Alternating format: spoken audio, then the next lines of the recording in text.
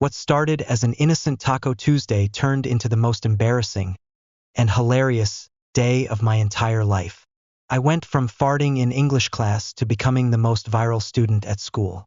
Bathroom disasters, viral TikToks, school assemblies, and a throne made of taco boxes. This is the true story of how I literally pooped my pants and somehow became a legend. Peach collision full of cringe, chaos, and redemption. This high school story will make you laugh, cry, and maybe never eat school lunch again. Play button, stick around till the end. You won't believe how far it goes. You ever hear the phrase, "It all went downhill from there"? Well, in my case, it all went downhill from Taco Tuesday. It was a normal Tuesday at Fairhill High School, and the cafeteria was buzzing with excitement. Why? Because the school lunch menu, which usually resembled prison food, was actually serving something decent, spicy beef tacos with extra cheese. A miracle. Now, I don't usually eat school food. I've seen that meat twitch before. Okay? But I'd stayed up till 3 a.m. grinding Fortnite and forgot to pack lunch. So, desperate and starving, I caved. Big mistake. I should have seen the warning signs. First of all, the lunch lady, Ms. Hendricks, bless her sweet, terrifying soul, was wearing 2 pairs of gloves. Not 1, 2, like she was handling uranium, not taco meat. Second, the cheese wasn't melting. It was just existing. Stiff, like it had commitment issues. But I ignored it all. I was a hungry teen with a stomach that made sounds like a possessed whale.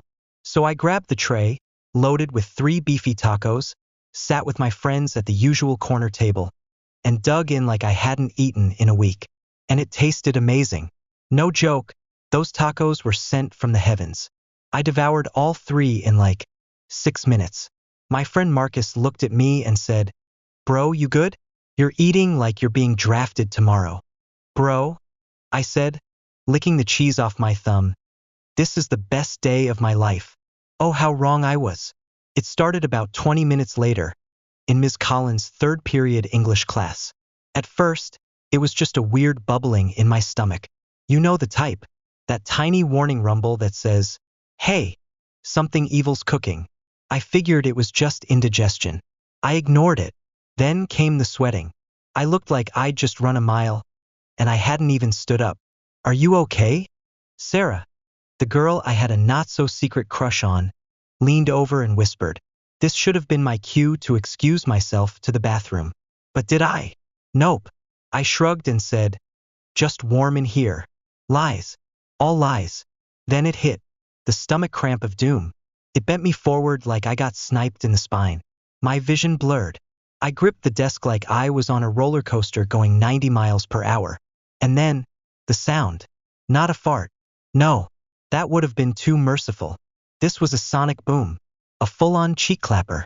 Echoed through the room. Like someone dropped a watermelon off a skyscraper. Silence. Everyone looked at me. Everyone. My teacher froze mid-sentence. A pencil fell on the floor and it sounded like thunder. Marcus covered his mouth like he'd seen a murder. And the smell? Dear God, the smell. Like someone microwaved death and sprayed it with Axe body spray. I tried to act normal. "What?"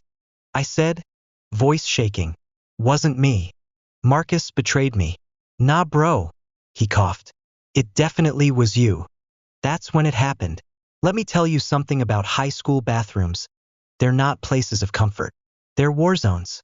No lock is ever secure. The stalls have graffiti from 3 graduating classes ago.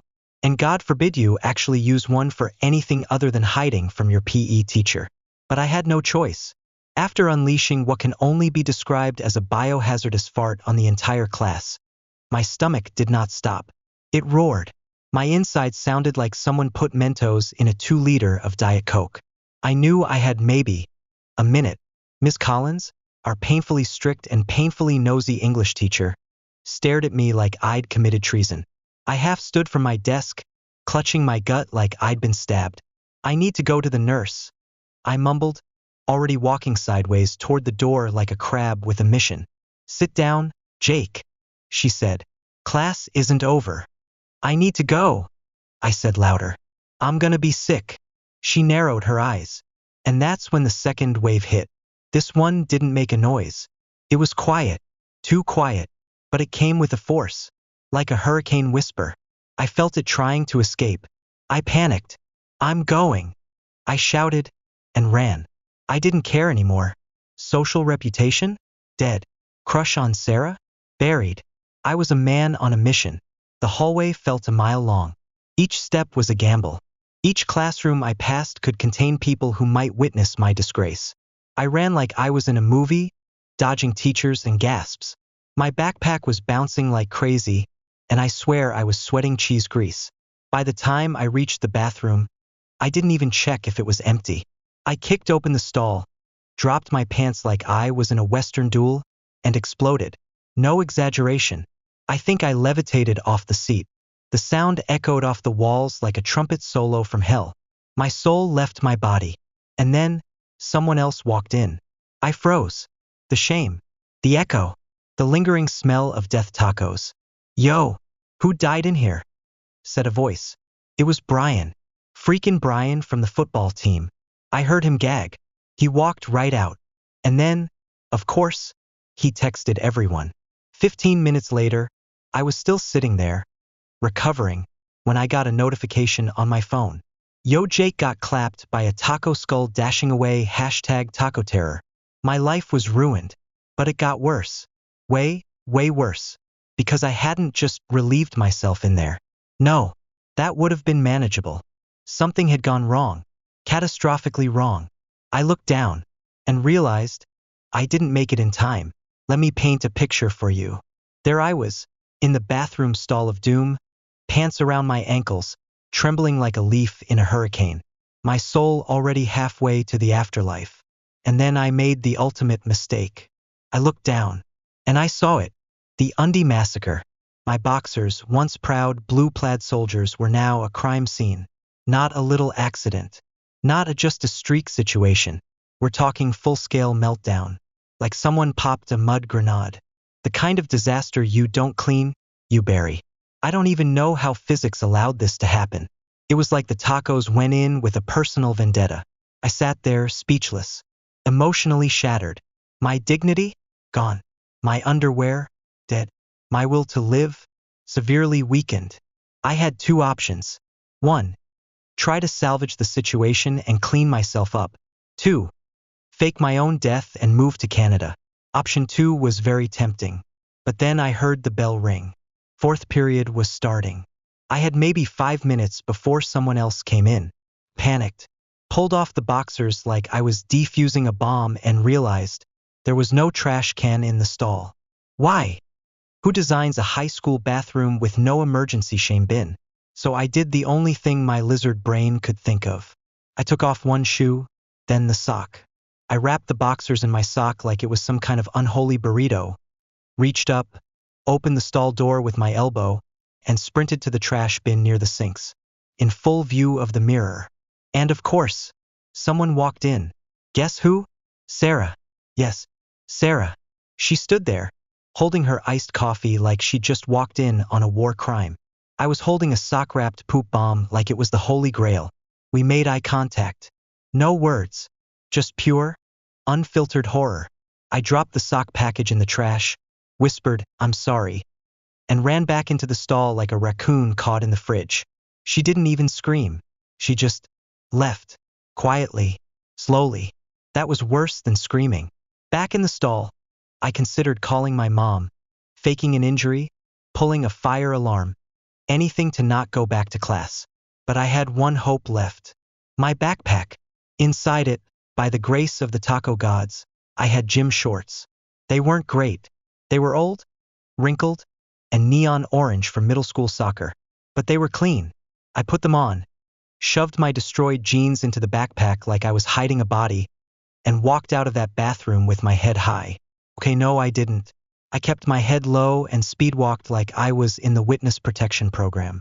But my relief didn't last long. Because when I turned the corner into the hallway, everyone was clapping. You know how in movies, when the main character walks into a room and everyone claps, like at graduation or after a big sports win? Yeah, it was like that.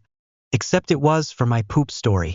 The second I turned the corner into the main hallway, wearing neon orange gym shorts, smelling faintly like disinfectant and despair, I heard it. Clapping. A slow, mocking round of applause. Jake! Jake! Jake! Someone started chanting. Then others joined in. I froze. Was this real life? Marcus, my so-called best friend, stood on a table yelling, "Long live the Taco King." I wanted the earth to open and eat me whole. A few kids saluted me. One girl I didn't even know whispered, "You're so brave." Like I'd just come back from a war. I tried to walk faster, but people literally followed me down the hallway like I was in a parade. Someone was playing fart sounds on their phone.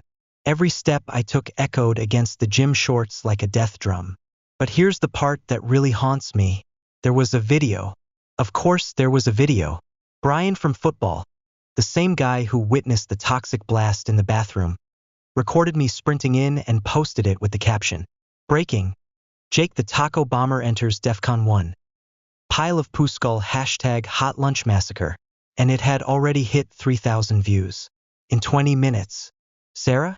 She had shared it too, with the caption, "Bro didn't survive Taco Tuesday broken heart." That one stung. I made it to my locker and just stood there, staring into the void, hoping I'd wake up from this nightmare. But then the vice principal, Mr. Darnell, walked up.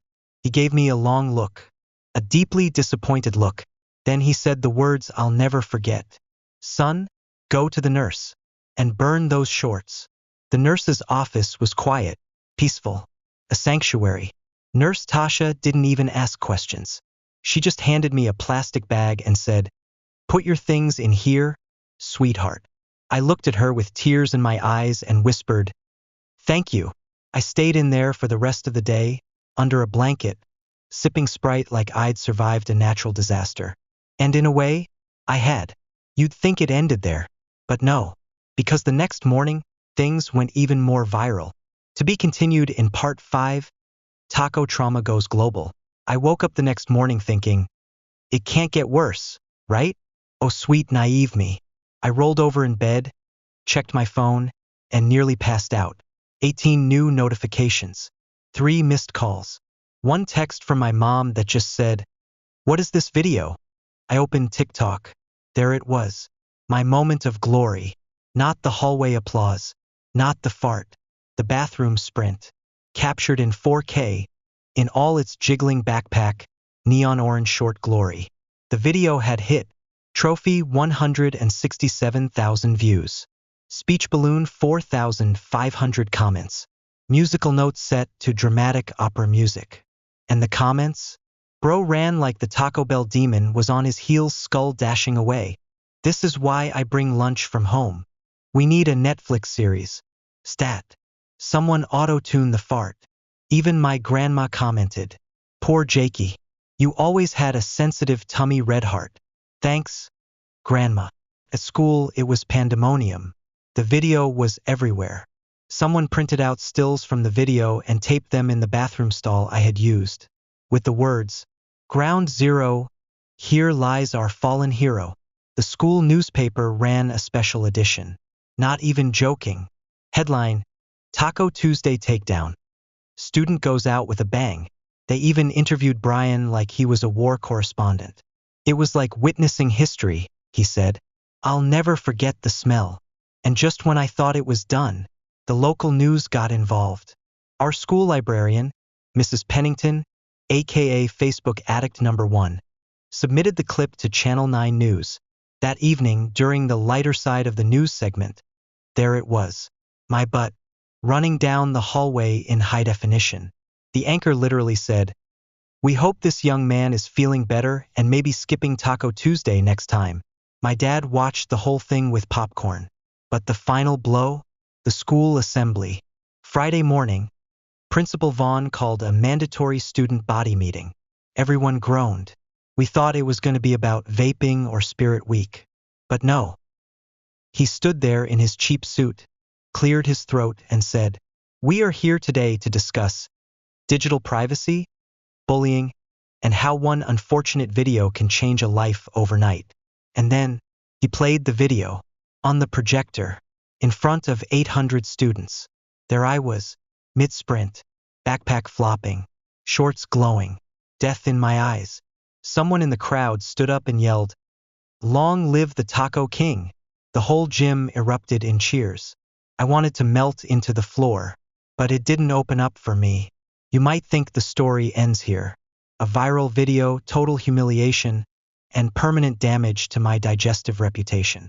But no, there's one final chapter, because the school had something special planned for the following Monday.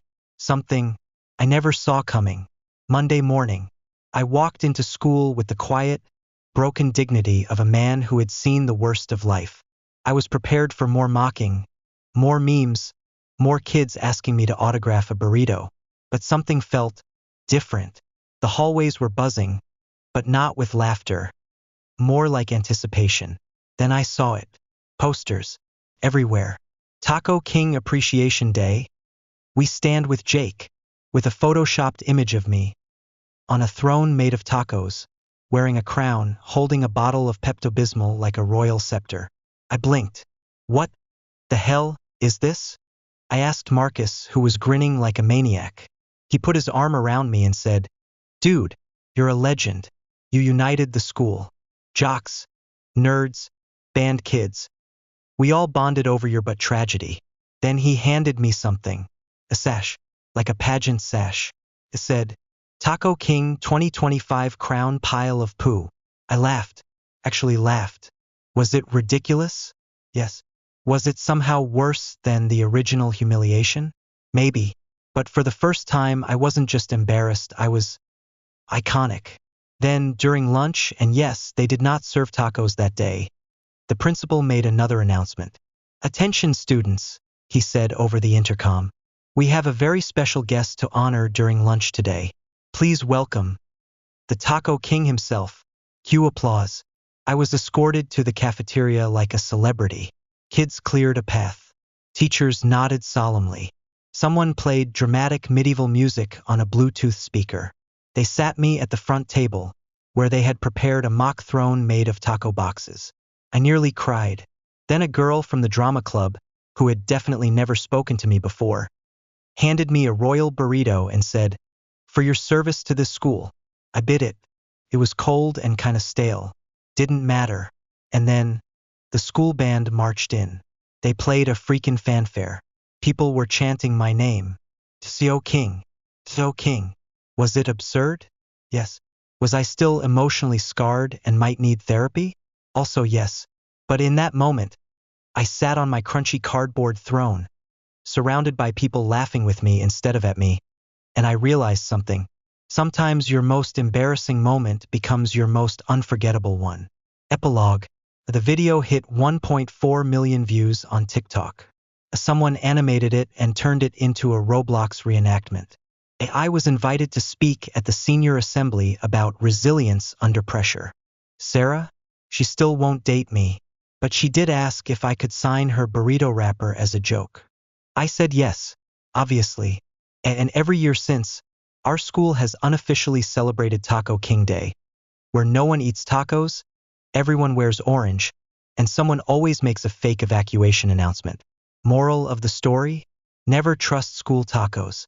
And if you do, make sure your shorts have elastic.